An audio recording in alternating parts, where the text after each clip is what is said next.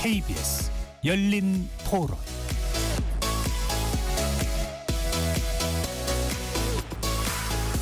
안녕하십니까. KBS 열린 토론 배종찬입니다. KBS 열린 토론 매주 수요일에는 복잡한 뉴스 속 정치권을 향한 촌철살인 정치적 참견 시점 시간으로 여러분들을 만납니다. 이재명 정부 1기 내각 후보자 중 2명의 낙마자가 발생했습니다. 이진숙 교육부 장관 후보자 지명 철회 이후 오늘 강선우 후보자까지 자진 사퇴했는데요. 당초 임명 강행 의지를 보였던 강 후보자의 갑작스런 사퇴 배경과 파장 정리해 보겠습니다. 한편 국민의힘 윤희숙 혁신위의 혁신안을 두고 당내 논란이 커지고 있는데요. 전당대회가 한 달 앞으로 다가온 가운데 혁신위 활동도 사실상 종료된 거 아니냐는 관측이 나오고 있습니다. 인적 쇄신을 둘러싼 갈등과 전당대회 판세 전망해 보겠습니다. KBS 열린 토론 지금부터 시작합니다. 치열한 토론 속에서 더 나은 세상을 찾아갑니다. 올바른 세상을 만드는 첫걸음. 평일 저녁 7시 20분 KBS 열린 토론.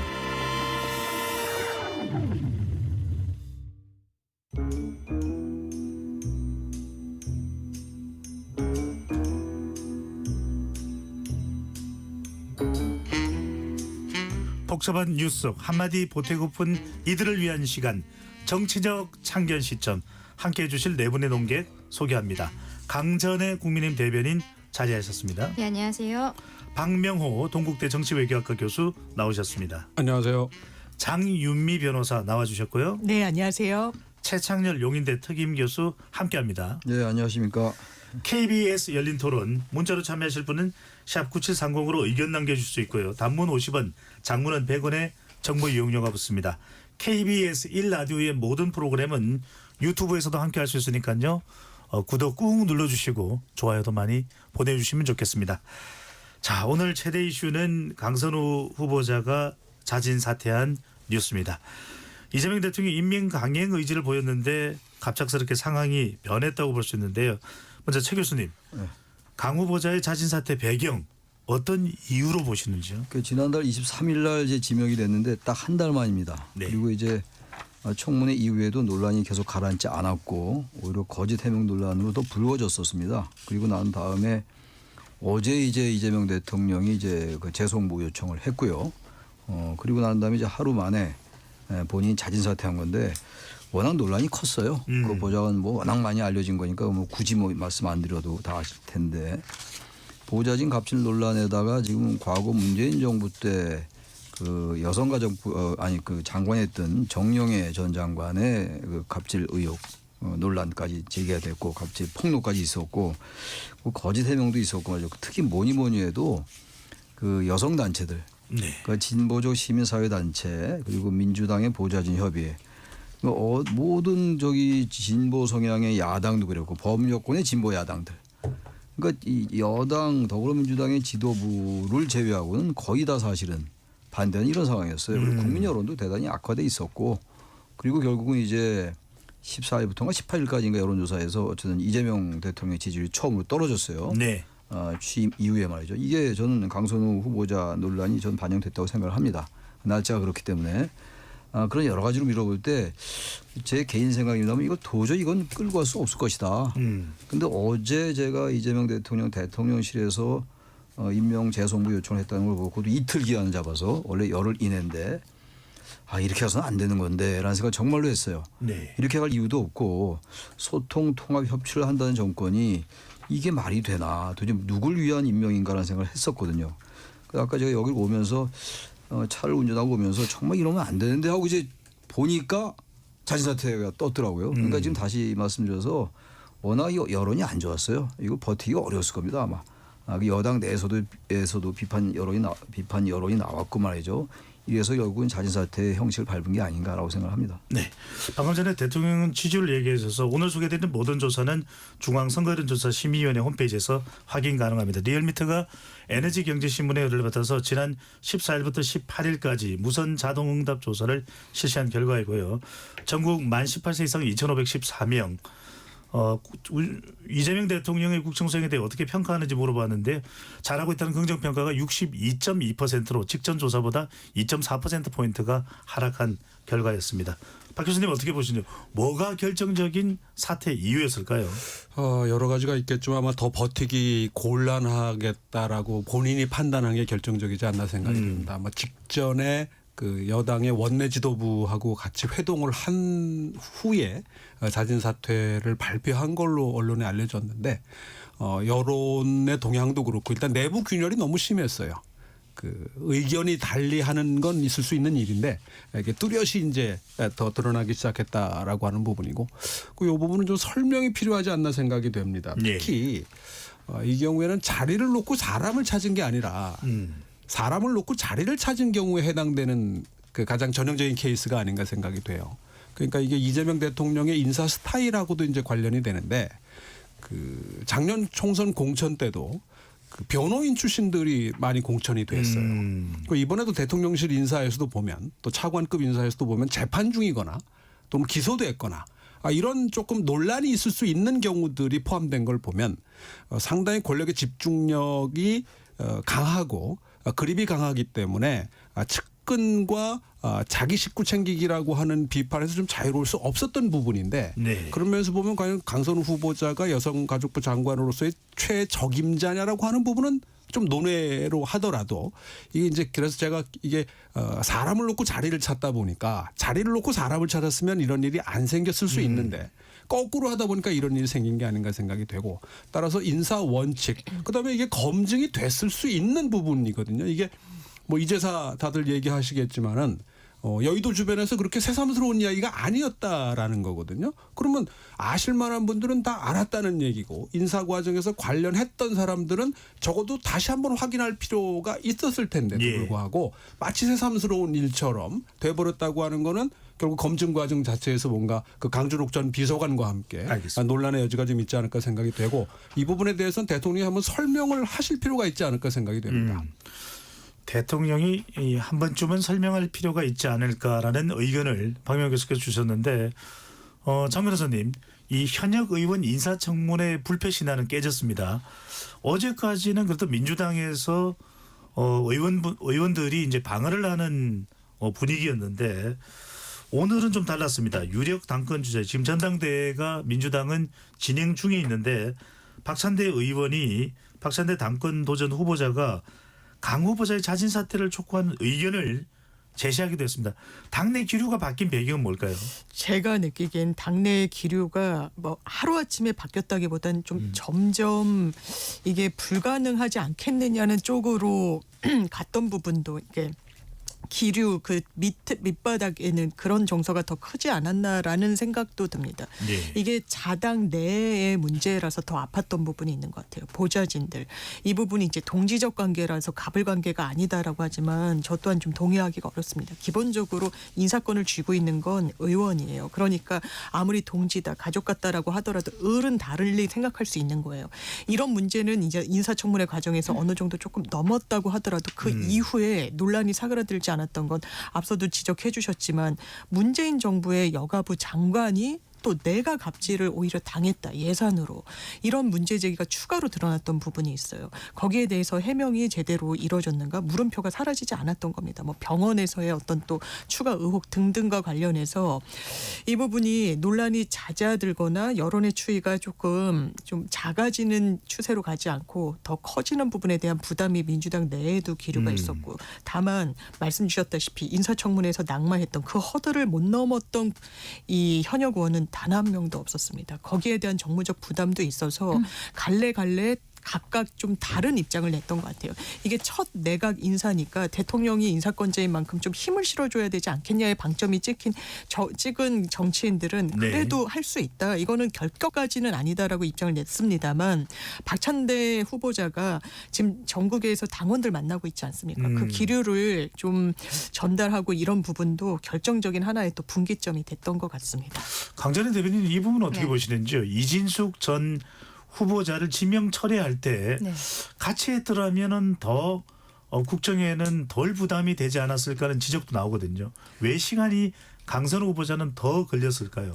오늘 결국엔 자진 사퇴라는 형식을 취했습니다만 실질적으로는 자진 사퇴가 아니라는 반증이 아닌가 싶습니다. 자진 사퇴를 할 거면은 옛날에 했었어야죠. 너무 늦었다라고 생각을 하는 것이 이게 결과적으로 강행되는 모습을 보이면서 민주당 지도부가 강선우 후보자를 감싸는 메시지들이 나왔어요. 뭐 동지적 관계라든지 그리고 뭐 정청래 지금 당대표 후보 같은 경우에 곧 장관 되실 분이라든지 이런 이야기들이 당의 지도부로부터 나왔다라는 거는 국민들께서 보시기에는 박원순 전 서울시장 때가 생각이 나는 겁니다. 피해 호소인이라는 단어를 민주당에서 만들어냈었거든요. 민주당은 그동안에 본인들 당의 정체성을 보수 정당보다 사회적 약자와 인권에 더 부합하는 정당이다라고 계속적으로 어필을 해왔는데 지금 보여주는 모습은 오히려 지도부가 당 자체가 강선우 후보자를 감싸면서 사회적인 약자에 대해 갑질을 하는 정당이 돼버린 거예요. 저는 이게 너무 뼈아프다라고 생각을 합니다. 결국 강선우라는 사람은 자진 사퇴 형태로 나가긴 했습니다만 이 기록이라는 것은 이재명 대통령과 민주당에게는 계속적으로 남아있을 거다라고 말씀드리고 싶습니다. 네.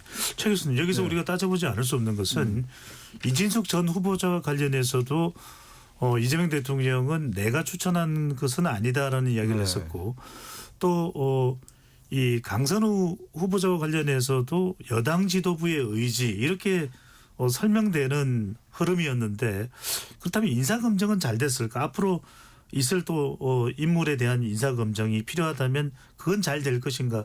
이 지점은 어떻게 보시는지요? 근데 인사검증이 참 문제가 있다고 저는 생각합니다. 지금 이제 이 부분뿐만이 아니라 여러 얘기가 벌써 나오고 있어요. 이진수 후보자도 그렇고 그리고 이진수 후보자도 사실 논문 표절 이런 거는 기본적으로 검증할 수 있는 부분이거든요. 아무리 인수위가 없이 출범했다 하더라도 그렇고 강선우 의원의 경우도 평판 조회 같은 게 있을 수 있다고 저는 생각해요. 아무리 당내에서 같이 해왔다 하더라도 그 부분도 이해가 안 가고 무슨 대단한 것들이 드러난 게 아니거든요. 또 과거의 발언 같은 것들도 지금 다른 비서관 레벨에서는 문제가 된 이제 인사도 있고 말이죠. 그래서 이게 앞으로 계속 이런 게 더 있으면 굉장히 국정에 부담이 된다고요. 제가 여러 번 말씀드립니다만 대개 정권 초기에 인사에서 실패할 때 굉장히 지지율에 영향을 주더라고요. 항상. 네. 아까 리얼미도 소개하셨습니다만 드러나잖아요. 벌써 그렇게 예민하게 드러납니다. 그런 것들이. 그러니까 앞으로 인사검증을 어떻게 나가냐가 중요한 것인데 이번 이제 장관은 그만두고 새 인물을 찾겠죠. 검증을 잘 하겠습니다만 많은 걸 이번에 우리가 반성을 해야 될 것 같아요. 특히 민주당 지도부는 반성해야 됩니다. 김병희 원내대표인가요? 지금 대표 직무대행인가요? 원내대표입니다. 원내대표면서 그런데 이분이 이제 강력하게 주장했다는 거 아니에요? 어떻게 강력하게 주장할 수 있어요? 이런 부분을 가지고 전 책임져야 된다고 생각해요. 책임지라는 게 뭐 물러나라는 얘기가 아니라 대통령에게 부담을 준 거예요. 처음부터 이 인사는 안 됩니다라고 얘기했었어야죠.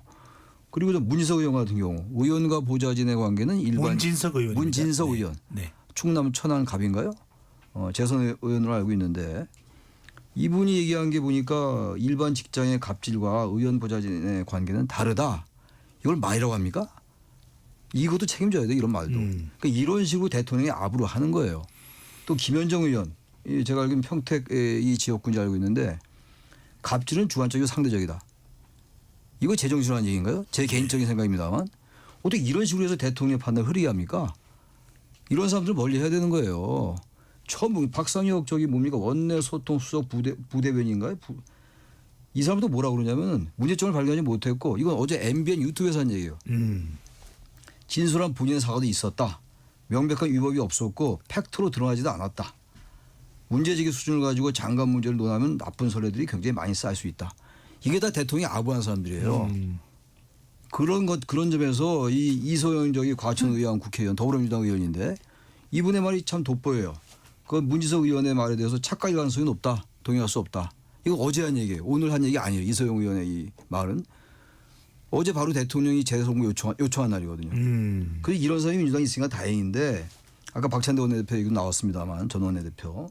하여튼 제가 몇 명 거론은 일부러 거명을 했어요. 굳이 거명 안 해도 되는데 인물 이름을. 자꾸 이런 사람이 많아지는 거예요. 그리고 이 방송에 나와서 민주당 편도 반성해야 돼요. 이런 판단 안 했으면 계속 감쌌을 거 아닙니까? 애둘러 가지고. 그러니까 이렇게 하니까 자꾸만 정권이 멍이 드는 거예요. 윤석열 정부 때 안 그랬어요? 그래서 결국 이런 결과가 왔는데 정권 초기에 이런 일이 생겼으니까 크게 반성하고 잘 들여다봐야 돼요. 대통령실에서 누가 아부하는가를 반드시 들여다봐야 된다. 제가 그 말씀 다른 관점으로 드립니다. 이건 장윤미 변호사께 좀 여쭤보고 박명 교수님으로 가겠습니다. 자, 근데 이제 여가부로서는 참 난감한 상황입니다. 여성가족부는 여하튼 장관이 이렇게 부재 중이라는 거 오랫동안 지난해 2월 김현숙 전 장관이 사임한 이후 16개월째 공석 상태입니다. 심지어 이제 윤석열 정부에서는 여가부 폐지 이야기도 나왔었는데 자 이러다 보니까 장 변호사님 네. 이 빨리 좀 이제 후임 장관을 인선을 해야 될 것 같은데 어떤 식으로 좀 검증이 이루어져야 될까요? 말씀 주셨다시피 여성가족부는 어쨌든 소수자 그리고 여성 그리고 많은 업무가 한부모 가족 지원 이런 예. 쪽에 좀 이제 많은 비중을 차지하고 있습니다. 그렇기 때문에 지금 인사 검증 과정에서 좀 부족한 측면이 있지 않았느냐라는 부분까지 다 새겨 들어야 될 부분이 있고 지금 공석인 기간이 상당히 길었죠. 그리고 차관 대행 체제로 됐었고 정말 이 부처 자체가 부침이 상당히 크기도 했었는데 전 정부에서는 아예 이제 없애겠다고까지 했으니까요. 근데 업무의 영속성과 또 이게 남녀 이게 여성가족부라는 여성이라는 그 단어 때문에 그렇지 여러 이제 남성이 또 한부모 가족인 경우도 있고 그러니까 지원책은 남녀를 가리지 않는다는 점이 있습니다. 그래서 사실상 만약에 낙마하게 되면 누가 적임자이지 않겠느냐라는 이야기까지 돌 정도로 이제 정치권에선 여러 이야기들이 나왔는데 저는 적임자를 찾는 게 그렇게 어렵진 않을 거라 생각합니다. 이제 여성가족위원회 활동을 대단히 주되게 했던 여성 이슈의 전문성을 가진 또 여권의 의원들 전현직 의원들도 상당히 많이 포진해 있고 그래서 후임 인사를 또 빨리 착수하지 않을까. 그리고 말씀 주셨다시피 검증에 있어서는 지금 뭐 하마평이나 세평이나 이런 부분에 대한 보완책도 같이 버무려져서 이제 적임자를 찾지 않을까 생각합니다. 네. 선수를 할 레드팀이 필요하다고 해서 보수 인사를 대통령실 비서관에 임명했다가 또 큰 논란을 빚으면서 결과적으로는 이제 사퇴에 이르게 됐는데 바로 강준욱 전 국민통합비서관입니다.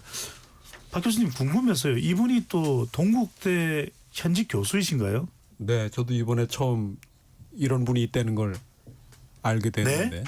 같은 대학에 계신데요. 뭐 우리 학교만 해도 지금 1,000명이 넘기 때문에 야만의 민주주의라는 책으로 알려졌는데 그리고 그 책도 전 이번에 그 논란이 되면서 네. 그런 책이 있다는 것도 알게 공대 됐는데 교수님이라고요?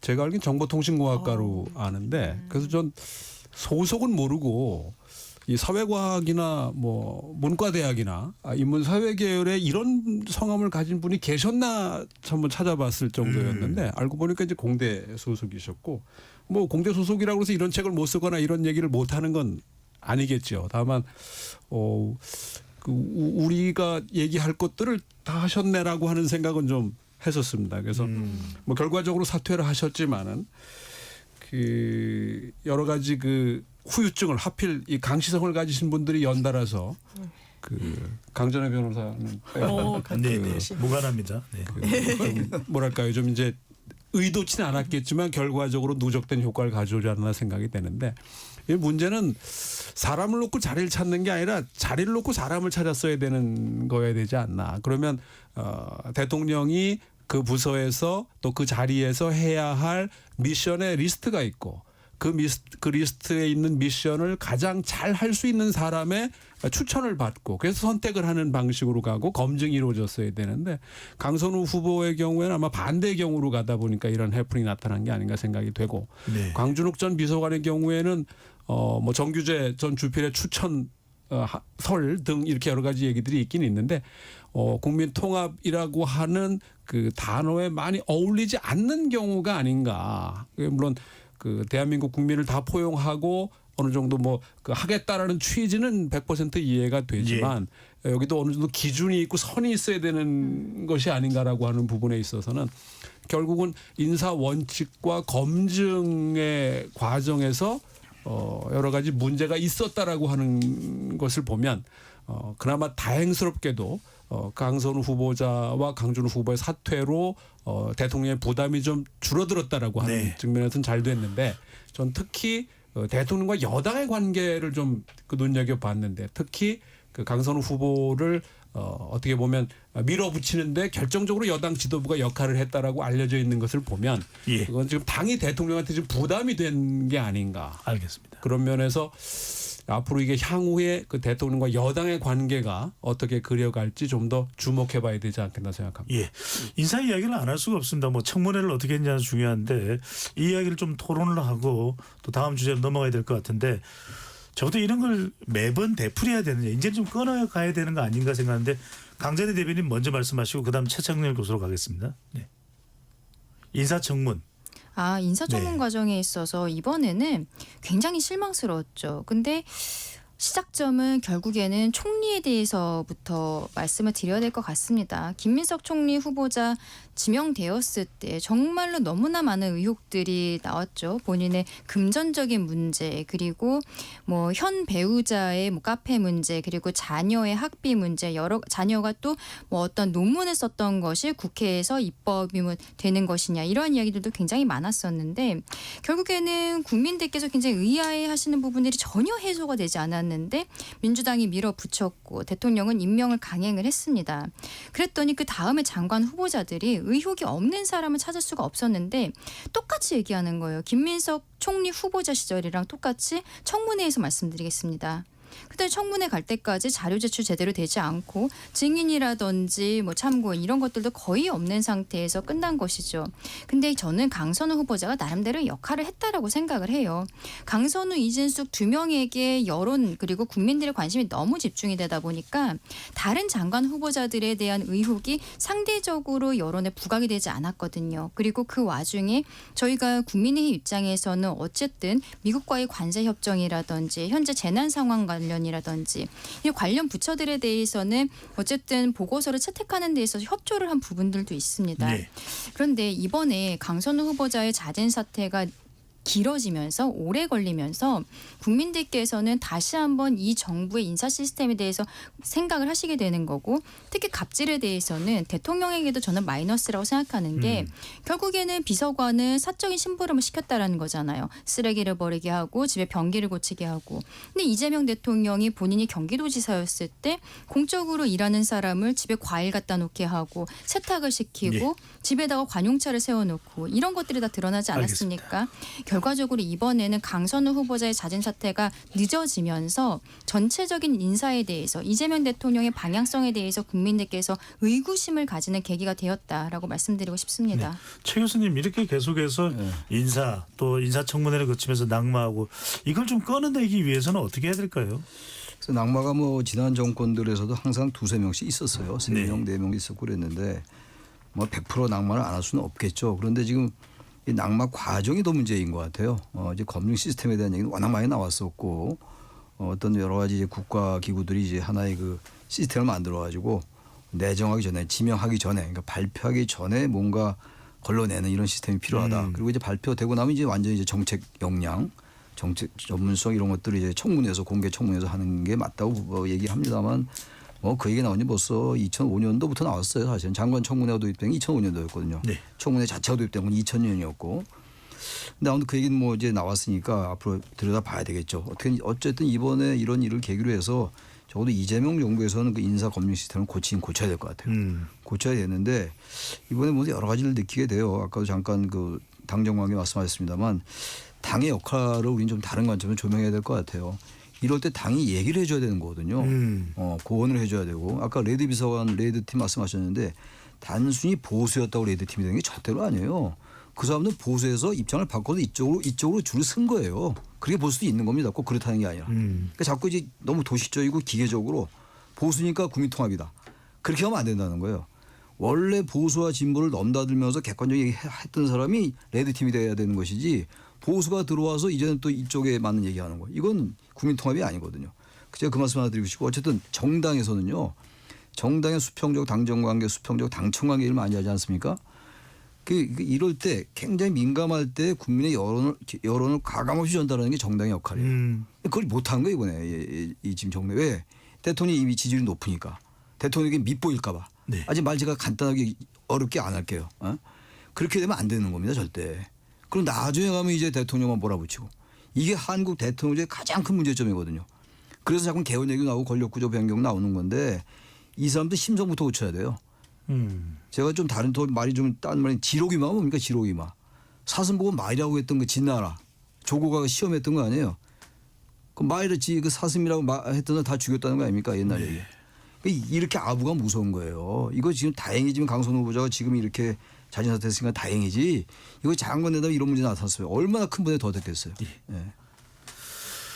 자, 또 복잡한 상황이 전개되고 있는 것은 인사뿐만이 아닙니다. 지금 국민의힘으로 가봅니다. 혁신위 관련된 내용인데 오늘 혁신위가 이 의총회에서 혁신위 관련된 내용이 진행이 됐습니까, 박 교수님? 글쎄요, 원래 일요일 날 예정이 돼 있었을 네. 겁니다. 지난 일요일 날. 근데 강정 대리 관련해서 그 확인만 좀 하고 있습니다. 오늘 윤희숙 혁신위원장이 비공개로 진행되는 의총회에 갔다고는 전해지는데 가서 이렇게 논의가 진행됐습니까? 아니면 저 구체적인 부분들은 모르겠습니다만 의총장에 가는 것 자체에 있어서도 좀 여러 가지 이야기들이 있었거든요. 왜냐하면은 윤희숙 위원장은 본인이 당사에서 기다리고 있었다라고 하는데 또 의총장에서는 혁신위원장이 오지 않았기 때문에 구체적인 내용을 알 수가 없어서 논의할 수 없다 이런 이야기들을 했었고 그래서 윤희숙 위원장이 본인의 SNS에 글을 쓴 내용은 네. 본인은 계속 기다리고 있었다. 그런데 마지막까지 연락이 안 와서 어떻게 된 것인지 물어보니까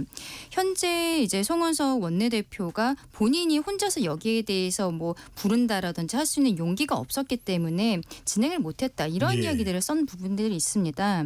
지금 이게 결과적으로 윤희숙 위원장이 참석을 해서 어떤 이야기를 했는지까지는 구체적으로 모르겠습니다만 이게 당 자체에서 이 사안을 다룬다는 것 자체가 굉장히 부담스러운 것이 아닌가라는 생각이 들어요. 네. 윤희숙 위원장이 내놓았었던 혁신안이라든지 이런 것들은 전당대회 일자가 정해지기 전에 나왔던 거거든요.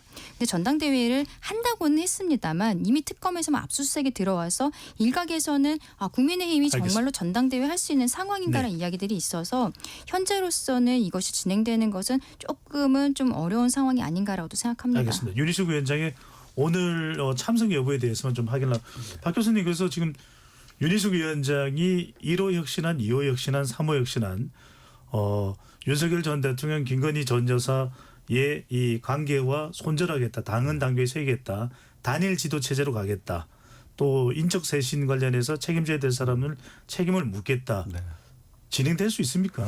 글쎄요, 뭐 이제 초점이 많이 좀 뭐랄까요, 좀 불투명해진 거 아닌가 생각이 됩니다. 8월 22일인가요? 현재 전당대회 예정. 22일입니다. 8월 22일. 그러니까 한 달이 지금 안 남은 건데, 그리고 곧 아마 후보 등록일 거래.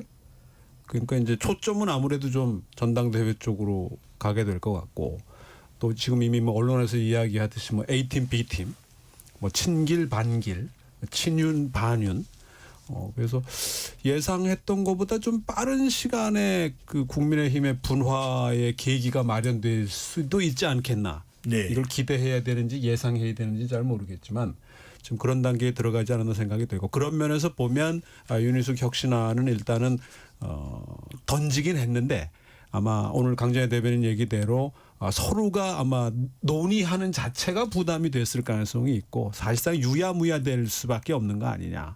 이제 어젠다는 던져놨는데 여기에 대해서 뭐 서로 이제 눈길을 서로 피하고 있는 단계가 아닌가 생각이 되고 이게 뭐 윤희숙 위원장을 오라 했는데 오지 않았다, 가려 했는데 부르질 않았다 이게 뭐 진실 게임 양상까지 나타나는 걸 보면 그게 핵심은 아니거든요. 근데 지금 뭐 서로 부담스러워하는 상황 아닌가 그걸 반영한 게 아닌가 생각이 됩니다. 네. 그 윤희숙 위원장이 이제 오전에 가지 않았었던 거에 대해서는 지금 진실 공방이 있지만 오후에 참석을 했던 것 자체도 비공개 예, 의총이에요. 한 40여 분 만에 끝난 것으로 지금 알려지고 있거든요. 그리고 거기에서 별다른 결론을 내지 못한 것으로 보이기 때문에 현재로서는 혁신위의 동력은 많이 꺾인 것이 아닌가 생각합니다. 네. 장 변호사님 보시기에 어떻습니까? 지금 윤희숙 위원장은 계속해서 더 수위가 높은 혁신안을 제시하고 있고 하지만 그중에서 의총회에서 어떤 논의가 더 진전되거나 또는 어떤 혁신안은 전체 당원들이 또 당이 수용하기로 한다라고 하는 결정은 안 내려지고 있거든요. 어떻게 보시는지요? 그런데 큰 틀에서는 저는 윤희숙 혁신위원장이 맞다고 생각합니다. 국민의힘이 답을 못 찾는 거는 답을 몰라서가 아니에요. 찾기 싫어서 내지는 찾을 수가 없어서가 아닌가라는 생각이 듭니다. 답은 정확합니다. 이를테면 현안에 대해서 기준 하나를 가지면 돼요. 부정선거를 이야기하는 음모론에 가까운 극우 사람들, 그리고 윤석열 전 대통령을 엄호하고 탄핵은 하면 안 됐었다라고 이야기하는 그 진영들과 정확하게 분리해내야 돼요. 그게 정당으로서 살 길입니다. 그런데 그 선택을 안 하는지 못하는지 지금 그러고 있죠. 혁신위는 띄운 거예요. 그냥 메이크업이 필요했거든요. 뭐라도 한다는 신용을 해야 되니까 띄운 걸로 보입니다. 결과론적으로 보면. 왜냐하면 힘을 전혀 실어주지 않았거든요. 인적쇄신 없는 혁신이란 게 어디 있습니까? 그래서 사람 이름 4명만 얘기해도 당에서 난리가 나는 겁니다. 원팀으로 가지 않기 위해서 지금 혁신을 해야 되는 거예요.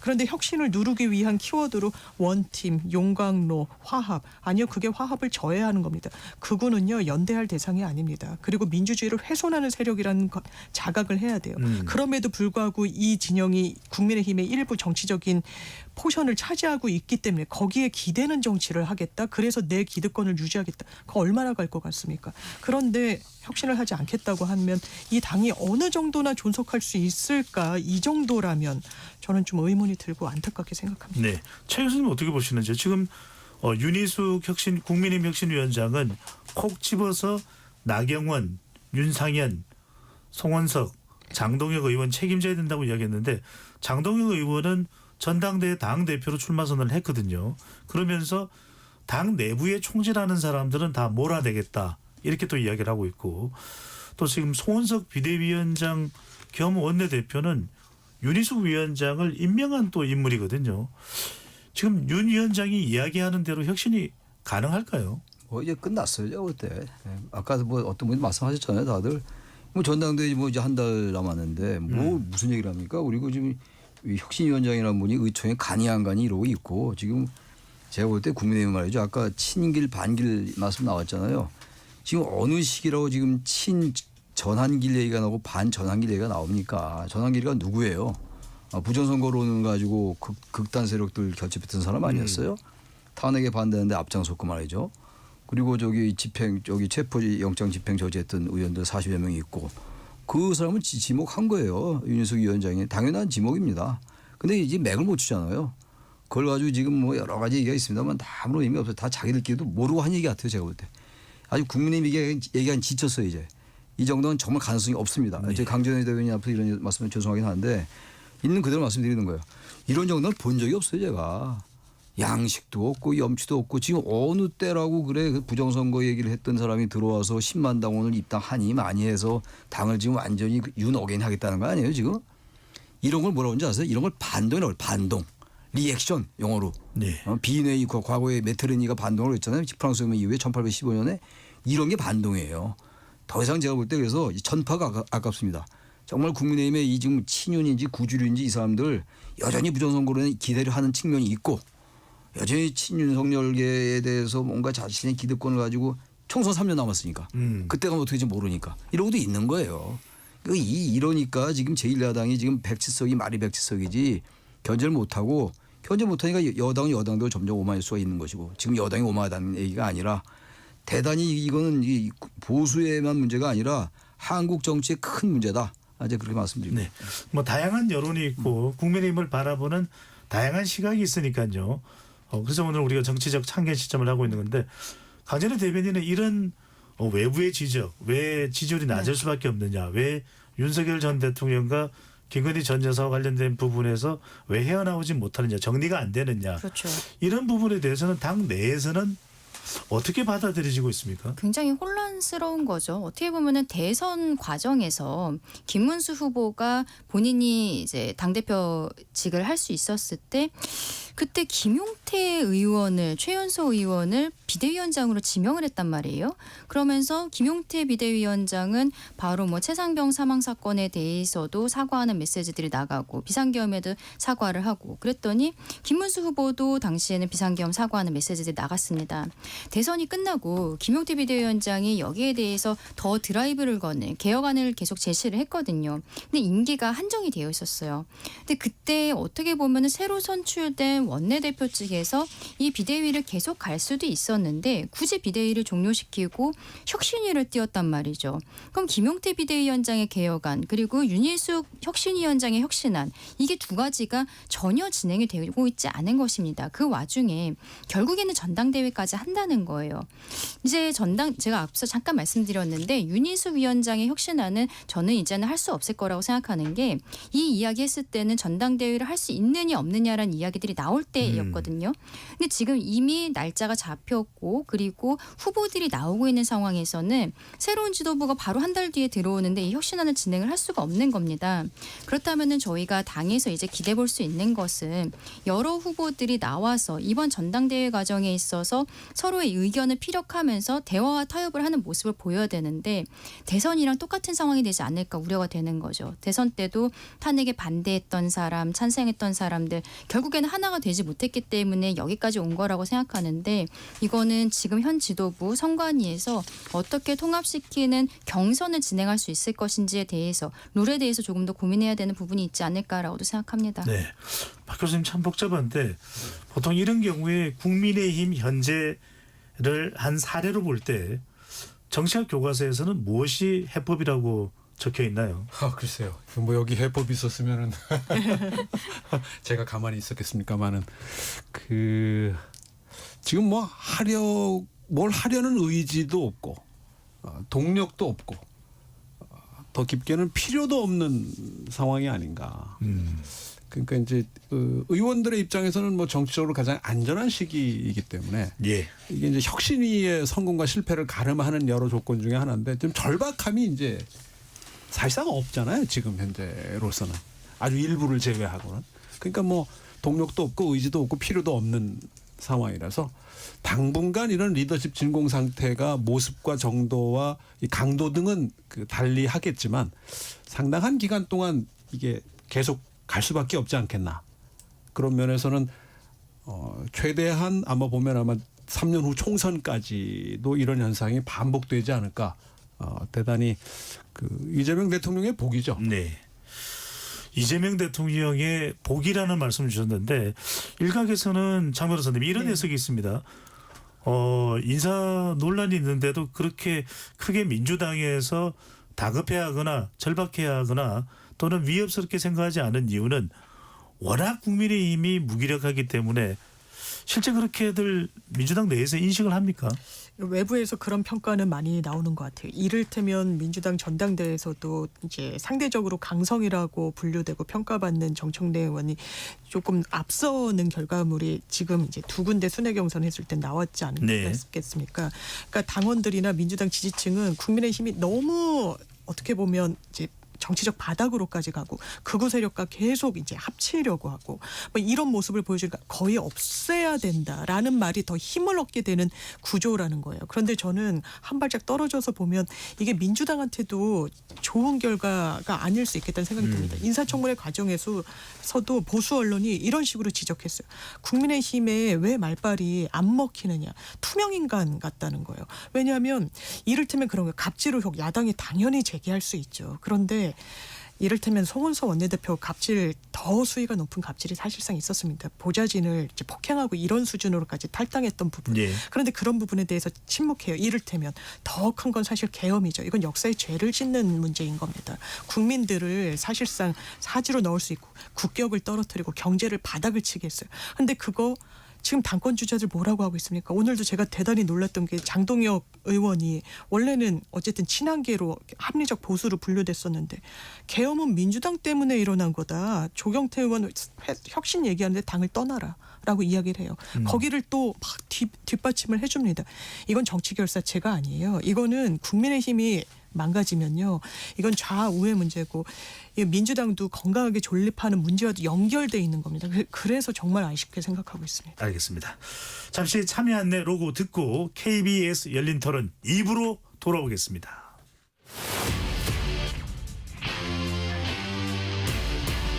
토론에 정답은 없습니다. 토론이 세상을 바꿀 수도 없습니다.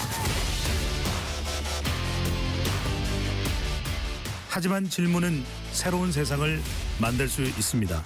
질문으로 올바른 세상을 만드는 첫걸음 KBS 열린 토론.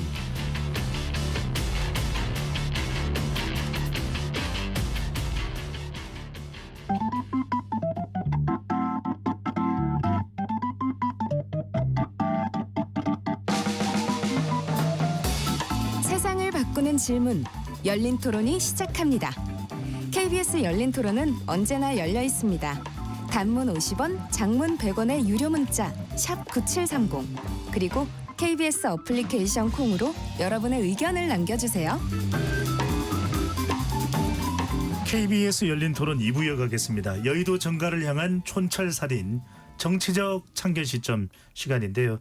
스튜디오에 장윤미 변호사, 최창렬 용인대 교수, 강전의 국민의힘 대변인, 박명호 동국대 정치외교학과 교수 네 분과 함께하고 있습니다. 자, 일정상으로 더 빠른 민주당 전당대회 이야기 안 할 수가 없습니다. 지금 수해 피해로 나머지 일정들이 취소되고 8월 2일 한방에 이제 전당대회를 통해서 당대표가 결정됩니다. 자, 이재명 대통령의 자녀 당대표 임기인 1년을 소화를 하게 되는데 단도직입적으로 네 분께 여쭤보겠습니다. 박 교수님. 일단 영남 충청권만 보면은 상당히 앞서가고 있습니다. 영남 충청권만 놓고 보면요. 정청래 후보자가 자 반전이 있을까요? 아니면 이대로 정청래 후보자로 굳어질까요? 그러니까 이게 아마 지금 봐서는 반전의 가능성이 그렇게 쉽지 않아 보이는 것 같고 오늘 그 강선우 사퇴와 박찬대 언급이 겹쳐지는 모습에서 박찬대 후보 쪽에 대통령의 뜻이 좀 있는 거 아니냐라는 해석이 가능할 수 있는 부분이 있는데 이게 또 우리 정당과 관련해서도 좀 눈여겨봐야 되는 게 지금 의원들의 그 라운드에서는 한 7대3 정도로 그 박찬대 후보가 앞선다는 게 언론의 분석인데 이게 당원 쪽으로 가면 정반대 현상이 나타나고 있는 거거든요. 그러니까 이제 당협위원장이나 현직 의원들이 당원들을 통제하는데 한계가 있다라는 거고 그건 권리당원 투표가 55% 반영되는 민주당 경선 방식에서 근본적 원인이 있겠지만 네. 결과적으로 지금 당 리더십의 이 지향과 당원들의 이 마음이 상당히 괴리가 좀 있는 거 아니냐라는 측면에서 보면 일부의 또는 다수의 그 정당 내에서의 어떤 강경 움직임들이 좀 더 부각되는 것이 아니냐라고 보면은 박찬대 후보가 나머지 한 80% 정도 남았는데 여기서 선전을 하긴 하겠지만 이 대세를 거스르기에는 조금 모멘텀은 오늘 확보를 했는데 이게 이제 역전으로까지 이어질 수 있느냐는 거는 조금 조심스럽지 않나 생각이 됩니다. 최 교수님 어떻게 보십니까? 요즘 감이 좋으세요? 감이 좋았다 나빴다 그렇습니다. 네. 내가 박찬대 의원이 전 좀 유리하다고 봤었는데 이거 영남 충청 지나고 보니까 이 만만치 않은 것 같아요. 근데 명심이 어디 있느냐 말하자면 이재명 대통령의 마음이 어디 있냐도 중요하잖아요. 뭐 한국 정치에서 그거를 완전히 배제할 수 없거든요. 물론 당연히 전당대회 개입하면 안 되겠습니다만. 근데 이제 이재명 대통령이 네 편 내 편 할 거 없이 이기는 편이 내 편이다. 일리 있는 말씀이에요. 다 뭐 친명이고 이재명 대통령과는 다 동지적 관계고 누가 돼도 관계없죠. 근데 이재명 대통령으로서는 과도하게 당이 이제 그 강성으로 하는 게 좀 부담스러울 수 있지 않겠어요? 지금 보수 인사도 쓰고 이런다는 형국에서 말이죠. 그래서 이게 지금 아직 80% 남았기 때문에 그런 대통령의 마음이 자꾸만 이제 확산이 좀 되면 의외로 좀 반전이 있을 수 있을 것 같아요. 제가 볼 때. 네. 지금 이번에도 정청래 의원이 후보가 강선우 후보자 관련 논란에 동지는 비 맞고 같이 가야 된다 이런 말씀을 했어요. 듣긴 좋은 얘기인데 이재명 대통령이 보기에는 계속 국정을 그런 식으로 간다면은 처음에는 임기 초니까 이재명 대통령에게 유리할 수 있겠으나 저는 궁극적으로 계속 저희 지론입니다만 국민의 뜻에 따르는 게 이기는 정치예요. 그건 100%입니다. 그건 진보와 무슨 아무 관계 없어요. 그건 한 번도 틀린 적이 없어요. 제가 볼 때. 근데 이번에 국민의 뜻을 거슬려 하다가 제자리로 돌아왔어요. 다행히. 근데 거기서 이 정청래 후보는 좀 다른 얘기했던 거였거든요. 그런 점에서 볼 때는 당원들이 그런 부분을 어떻게 판단할까.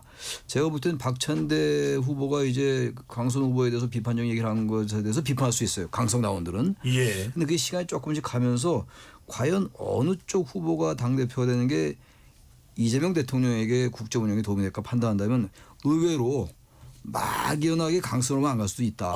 그런 것도 좀 들긴 해요. 예. 자, 지금 강찬희 대변인은 어떻게 보시는지. 지금 최 교수님 말씀 또 박 교수님 말씀의 공통점에는 오늘 박찬대 이 의원이 강선 후보자 사퇴를 언급한 것이 네. 분수령이 될 수 있다. 반전의 모멘텀이 될 수 있다. 그렇게 보시는지요? 저는 그렇게는 보지 않습니다. 강선우 후보자와 관련한 의견은 이 두 분이 이미 냈었어요.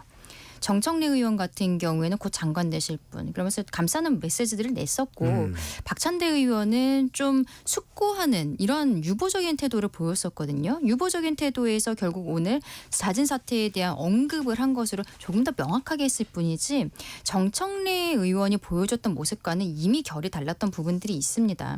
그리고 차이가 너무 많이 나고 있어요. 거의 더블 스코어 차이로 나고 있는데 이거는 지금 민주당의 권리당원들의 투표만 나온 거거든요.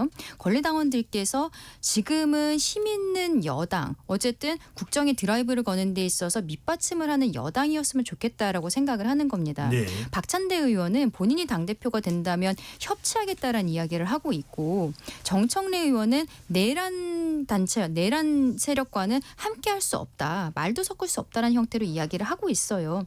이미 선거 캠페인 과정에서 둘의 이미지는 달라져 있는데 오늘 박찬대 의원이 이야기한 것은 그럼에도 불구하고 저는 어떤 정치적인 노림수는 있었다라고 생각하는데 이번 전당대회는 어려움이 있겠습니다만 본인이 중도적인 이미지로서 다음에 있어서의 좀 확장성을 생각한 메시지가 아닌가 이런 생각을 해봤습니다. 네. 차문 선생님 어떻습니까? 남은 시간 동안 8월 2일입니다. 자, 지금 일단은 이 영남 충청은 정청래 후보자가 앞서가고 있는데 반전이 있을까요? 이대로 굳어지게 될까요? 진짜 알기가 어려운 게 왜냐하면 지금까지 치러졌던 충청 그리고 영남은 전체 이 당원에서 차지하는 이 비중이 한 30%가 채 안 됩니다. 앞으로 남은 서울 수도권 경기 지역 그리고 호남이 70%를 넘는단 말이에요.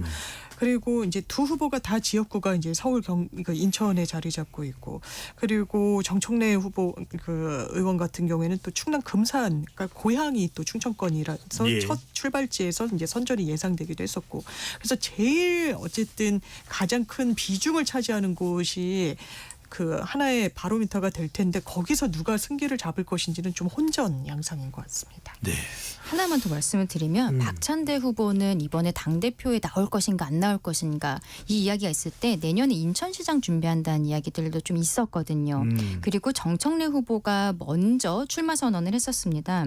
제가 아까 후위를 도모하기 위해서 좀 더 중도 확장적인 메시지를 내기 위해 오늘 강선우 후보에 대한 이야기한 것 아니냐라고 말씀드린 것이 내년에 이번에 당대표 안 됐을 때 내년에 지방선거로 출마할 수 있는 거거든요. 그리고 지금 권리당원들이 민주당 권리당원들이 아직도 화가 많이 나 있어요. 국민의힘과 윤석열이라는 사람에 대해서 화가 많이 나 있는데 이게 시간이 지나고 특히 특검이 올해 말에서 내년 초면 다 끝납니다.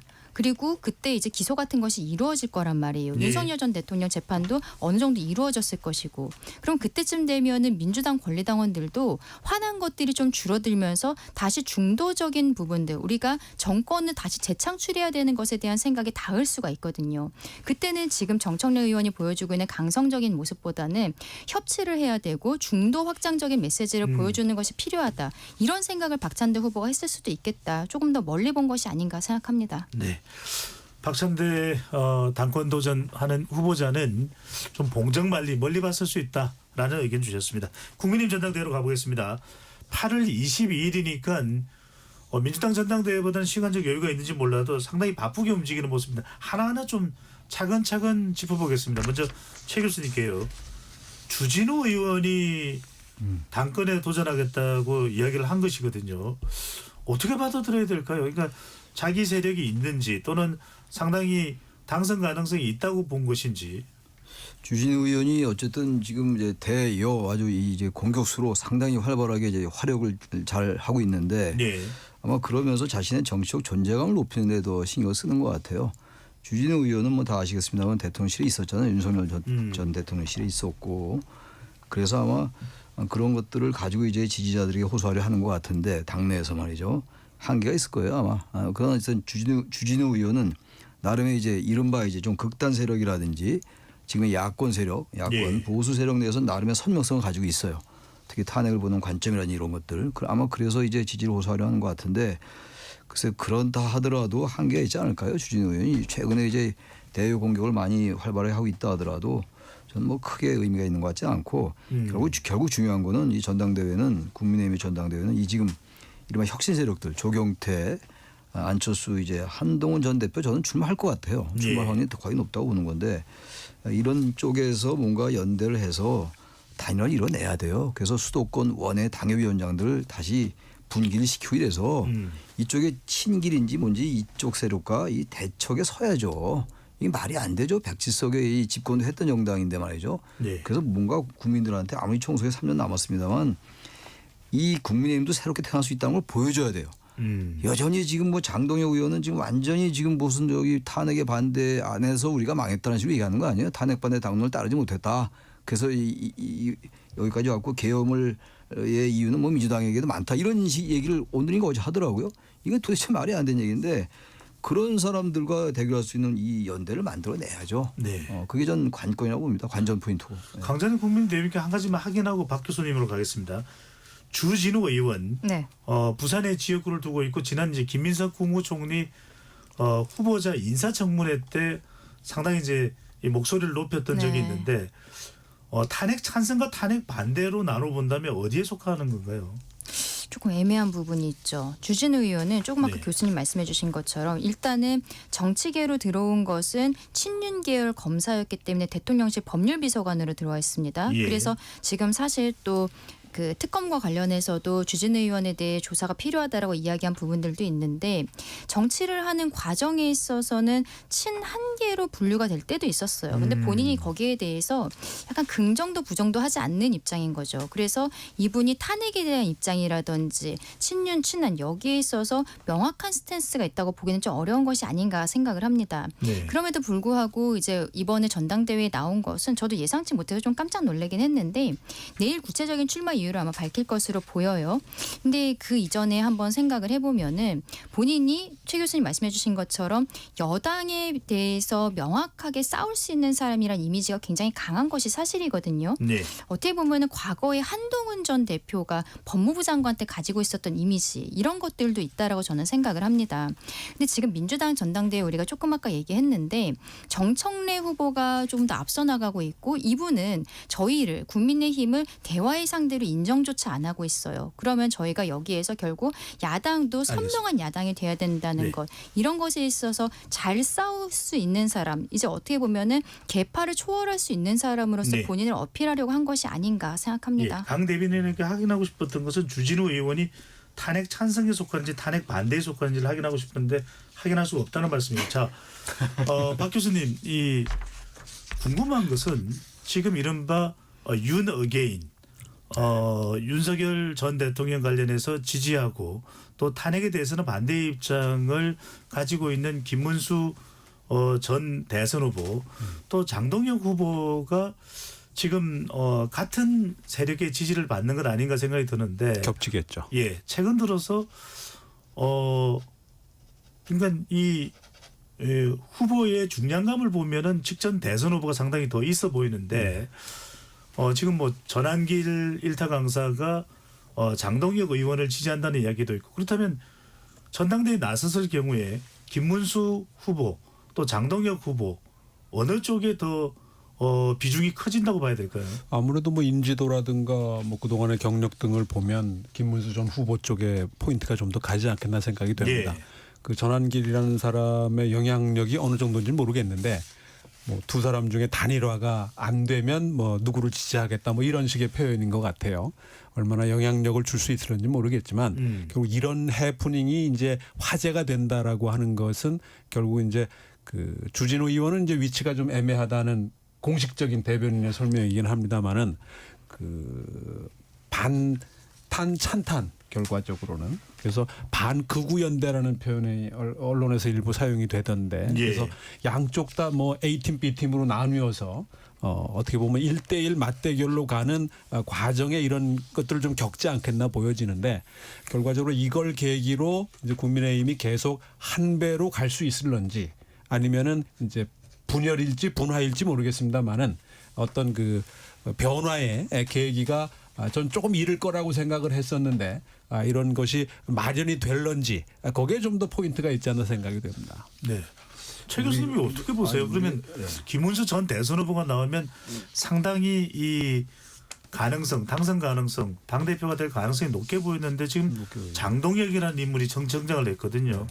그럼 뭔가 이제 내부의 기류가 바뀌는 것인지 뭔가 김문수 전 대선 후보의 친윤 구주류가 봤을 때 못마땅한 것이 있는 것인지 어떻게 봐야 될까요? 그렇죠. 나중에 가서 이제 장동혁 의원과 이제 김문수 전 후보가 합칠 수도 있겠죠. 뭐 단일화 얘기도 나올 수 있을 거예요. 예. 어차피 둘은 같은 편이에요. 지금 보니까 장동혁 의원 아까 애매하다고 말씀하셨는데 그 제가 볼 때 탄핵 반대 세력이에요. 오늘 얘기한 거 보니까 그렇더라고요. 왜냐하면 계엄의 잘못이 민주당에 있다는데 그건 다 연결된 논리들이거든요. 어떻게 민주당의 계엄의 이유가 있어요? 말이 안 되는 거거든요. 그건 윤석열 전 대통령을 지지했던 사람들의 언어가 그대로예요. 이건 제가 볼 때 그 탄핵 반대 세력이에요. 제가 볼 땐 그래요. 근데 강전 대변인이야 지금 이 장 변호사님도 그렇고 둘 다 당이셔가지고 다 애매하게도 얘기를 해요. 우리가 감안하고 들어야 됩니다. 예. 근데 저는 이제 밖에서 애매하게 얘기하는 건데 아무튼 제가 볼 때 이 장동혁 의원은 지금 완전히 극우 세력과 자꾸만 이제 이어지려 하는 것 같아요. 본인이 그쪽으로 가서 자신의 정치 위상을 거기에 자리매김하려 하는 거예요. 제가 볼 땐 그래요. 그래서 이제 이 김문수 전 후보 어떻게든 연대로 갈 것 같고 아까도 말씀드린 것처럼 이렇게 해서 안 돼. 우리가 여기서 맨날 평가 분석만 하고 있을 게 아니라 따끔하게 이렇게 해서 안 된다고 얘기할 수 있어야 돼요. 당이 아까 우리 장 변호사님 말씀하셨습니다만 당이 이렇게 해서는요. 보수만 망하는 게 아니에요. 보수만 괴변하는 게 아니기 때문에 전 갈라서라. 제가 볼 때 이거 별로 가능성 없어요. 이번에 만약에 김문수 전 후보가 이쪽 계열이 되잖아요. 이거 그 안에서 조경태 안철수 의원 그리고 한동훈 전 대표가 뭘 하겠어요 여기서. 안 됩니다. 이래서는 보수가 새로 태어날 수가 없어요. 정통 보수가 있잖아요. 대한민국에. 이 중도 보수 정통 보수 아무 말도 못하고 있는 거예요. 여전히 극우 세력 그리고 부정선거 음모론을 주장하는 세력들에 이게 네. 얹혀가고 있다 이런 얘기예요. 그러니까 이런 분들이 과감하게 결단 내려야 돼요. 일단 전당대회를 보고 그래서 이번 전당대회에서 수도권 원외위원장들이 목소리 좀 내야 돼요. 그리고 당의 초재선들은 뭐 하는 겁니까? 김용태, 김재석 의원들 다 뭐예요? 다 이 사람들. 얘기해야죠. 나와서 피켓 두고 얘기를 하든가. 투쟁을 당내 투쟁을 해야죠. 지금 뭐 대여 투쟁할 때가 아니에요. 지금. 자신들의 정체부터 세워야 정체성부터. 그게 그래야 정당이지. 이게 이런 식으로 친길 전환기 씨가 들어와서 이렇게 얘기하는 게 말이 됩니까? 아니 앵커 한번 대답해 보세요. 말이 된다고 생각하세요 이게? 네, 저는 질문만 드리도록 하겠습니다. 장미 변호사께요. 지금 뭐 이제 나머지 패널 분들께 여쭤봐도 어떻게 딱 부러지게 대답을 못 하실 수 있어서 한동훈 전 대표 출마 여부가 상당히 관심을 끌고 있습니다. 장유미 변호사가 보시기에는 이 상황에서 한동훈 전 대표는 출마 쪽으로 가닥을 잡을까요? 아니면 불출마로 굳히게 될까요? 저는 나올 가능성이 매우 높다라고 보고요. 제가 만약에 뭐 참모거나 하더라도 나오는 게 맞다라고 권할 것 같습니다. 왜 그러냐면 일단 출마의 명분이 있어요. 지금 전한길 씨가 이렇게 얘기합니다. 이 당 나냐 한동훈이냐 이렇게 얘기해요. 본인을 동급이라고 하면서 선택하라고 이야기를 합니다. 그게 단순한 명분이 아니고요. 전한길 씨가 표상하는 이 극우 그리고 윤어겐 부정선거 이런 부분들과 관련해서 한동훈 전 대표가 뭐라고 얘기했습니까? 그냥 극우 정당도 아니에요. 극우 컬트 정당으로 만들려고 한다 그랬어요. 희화화하고 있습니다. 정치를. 그런 부분과 관련해서 내가 나서야겠다. 그러면 이제 혁신파를 제휴를 할 수도 있겠죠. 전략적인 제휴를 맺어서 뒤에서 지원을 해주고 그러니까 뭐 안철수, 유승민 이런 개혁 보수 정치인들 만나고 다니는 거 아니겠습니까? 그런데 그러면 본인은 그 그림을 정말 원할 것인지 이를테면 안철수 후보가 당권에서 승리를 한다. 그래서 당대표가 된다. 그래서 뭐 지방선거 굉장히 의지를 많이 드러내던데 채비를 하고 거기에 대한 정권을 하는 걸 한동훈 이 대권을 꿈꾸는 정치인이 네. 원할까요? 그런 걸 종합적으로 봤을 때 전 나오는 게 맞고 깨지더라도 나오는 게 평가받는 게 맞을 것 같습니다. 네, 박 교수님은 어떻게 보십니까? 한동훈 전 대표의 출마 관련해서 친한기로 분류되는 송영훈 전 대변인은 25일쯤에 한동훈 전 대표가 출마 여부 관련 입장 표명을 할 수도 있다라는 이야기를 하기도 했습니다. 아직까지는 아마 고민하고 있는 거 아닌가 싶어요. 좀 뭐 출마할지 여부를 판단할 수 있는 특별한 정보를 갖고 있거나 뭐 소식을 갖고 있지는 못하는데 아마 이번에 출마 쪽과 불출마 쪽의 양쪽에서 계속 그 고민을 하고 있는 것으로 보여지는데 특히 좀 더 긴 안목에서 그 반극우 연대 라고 하는 것의 고리 역할을 일정 부분 담당하려는 걸 좀 이번에 새롭게 고려하기 시작한 게 아닌가. 그런 면에서 보다 길게 이제 자신의 정치 그 인생을 설계하는 것으로 보여지는데 어떤 게 적절한 선택인지 여부는 아마 지금도 고민 중이지 않을까 생각합니다. 제가 볼 땐 네. 99.9% 출마합니다. 우리 박 교수님도 또 애매하게 얘기하기 시작했는데 아주 애매하게 얘기한 게 아주 번지고 있는데 제가 볼 때 한번 개인 생각이니까 틀릴 수도 있어요. 예. 근데 아마 출마 안 하면 힘들 거예요. 왜냐하면 이런 상황인데 당이 이렇게 어려운데 가뜩이나 지금 뭐 극우 컬트란 말까지 본인이 했는데 그리고 자기가 빠진다? 그건 정치인으로서 대단히 비겁해 보일 수 있어요. 제가 볼 때 저는 거의 100% 출마한다. 저렇게 생각합니다. 그냥 페이스북 글 올리시는 거를 보면은 요즘에 하루에 여러 개가 올라오고 있습니다. 그걸 보면은 이제 본인이 나설 때가 되었다라고 생각하시는 게 아닌가 보입니다. 네, 강전의 대변인께 이 질문을 드릴게요. 지금 전한길 일타 강사가 입당하면서 당이 상당히 이 전 강사에 초점이 모아지고 있습니다. 네. 이른바 친길계 10만 양병설 당원들을 입당시키겠다. 또 전당대회에 참여할 수도 있다. 어떤 식이 될지는 모르겠습니다. 최고위원회 도전할지 어떨지. 또 지지 세력을 모아서 우파 개딸로 만들겠다. 실제 당 내부에서는 전한길 강사가 어떤 존재감입니까?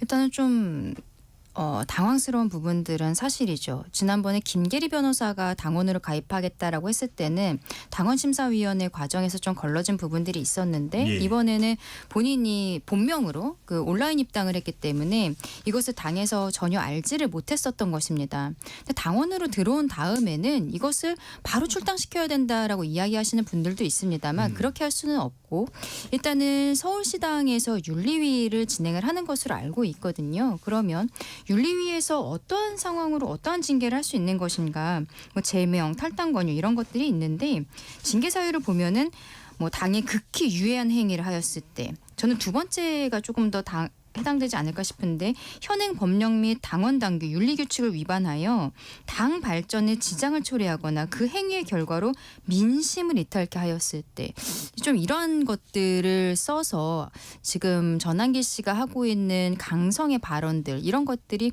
민심을 이탈한다라는 것으로 징계를 하게 되지 않을까라고도 생각합니다. 근데 네. 저는 오히려 그게 역효과도 있을 거라고 생각을 해요. 왜냐하면 전한길이라는 사람은 당원으로 가입하기 전에도 이미 나름대로의 영향력이 있던 사람이거든요. 근데 만약에 정말로 징계를 통해서 어떠한 제명이나 이런 것들을 했을 때는 결집시키는 이러한 오히려 역효과 같은 것도 저는 있을 수 있다라고 알겠습니다. 생각하고 이게 그렇다면은 기존 당원들도 뭐 동조하는 분들에 대해서는 출당 조치를 해야 되느냐 이러한 이야기들이 있을 수 있는 거거든요. 네. 지도부에서 일단은 서울시당 윤리위는 소집을 한 상황이지만 고민은 깊을 것으로 생각합니다. 장 교수님도 법조인이니까요.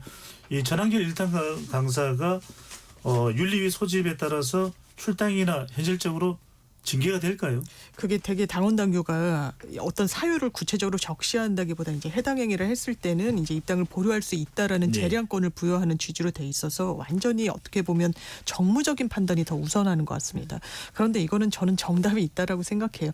이거는 출당하고 제명 조치하는 방향으로 하는 게 맞습니다. 왜냐하면 분리한다는 걸 상징적으로 보여줄 필요가 있어요. 오히려 김계리 변호사랑 견주어 보면 더 국민의힘에는 좋지 않은 영향을 미칠 가능성이 매우 높죠. 그런데 그것을 그냥 갈 거다?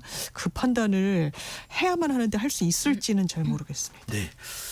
자, 끝으로 이제 이 윤석열 대통령의 옥중 입장문 관련해서 두 분께 박명호 교수님, 최창희 교수님께 여쭤보도록 하겠습니다.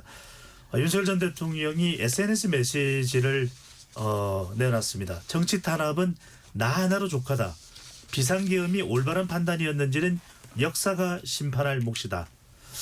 박 교수님은 이 대통령의 메시지 어떻게 해석을 하시는지요? 글쎄요, 이제 비상계엄에 대한 대통령의 확신을 다시 한번 확인하는 계기이긴 한데 과연 이게 얼마나 공감을 얻을 수 있을지는 좀 의문스럽고요. 뭐 언론들 해석으로는 여사 보호용으로 그 여사 보호용 메시지로 해석을 하던데 그 소환을 앞두고 있는 상황 아니겠습니까?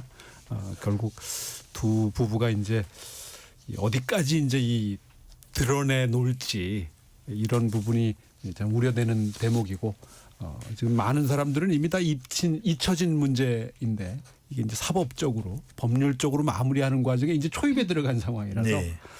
상당히 좀 우리 아픈 기억을 되살리는 계기들이 되지 않을까 걱정됩니다. 네. 최 교수님, 김건희 특검에서 김건희 전 여사를 내달 6일 소환하겠다, 조사하겠다라고 얘기를 했는데 지금 김건희 전 여사 측에서는 건강상 장시간 조사를 받을 수 없다 이렇게 또 나오고 있는 것으로 뉴스에서 나오고 있습니다. 보도가 나오고 있는데 방금 전에 윤석열 전 대통령이 정치 탄압은 나 하나로 족하다 이걸 놓고서 방금 전에 박명호 교수께서는 여사 보호용이라는 이야기를 하는데 그렇게 해석을 하십니까? 아니면은 다른 인물들 뭐 당이나 또는 지금 군에 대한 이런 조사가 이루어지는 것에 대해서 조사하지 말아달라. 내가 모든 것을 책임지겠다.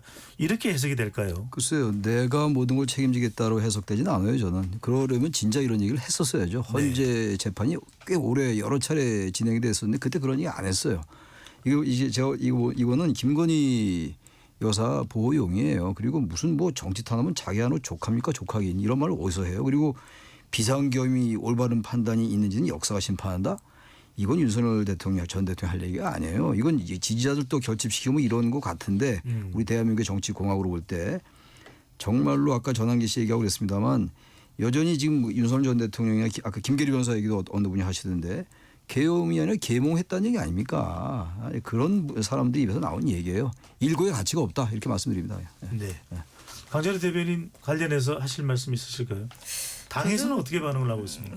지금 이미 탈당을 하신 분이기 때문에 당에서 공식적인 입장은 나오지 않고 있고 저도 개인적으로는 이것은 김건희 여사의 조사와 관련한 입장이 아닌가라고 생각을 합니다. 왜냐하면은 대선 과정이라든지 본인의 수사 그리고 재판 과정에 있어서 당의 인사들도 최근에 뭐 특검으로 여러 사람이 압수수색 당하고 이런 상황들이 있는데 그동안에 당을 배려한다라거나 그리고 본인과 함께 일했었던 사람들을 배려하는 메시지가 나왔다라고 보기는 어렵다 그렇게 생각합니다.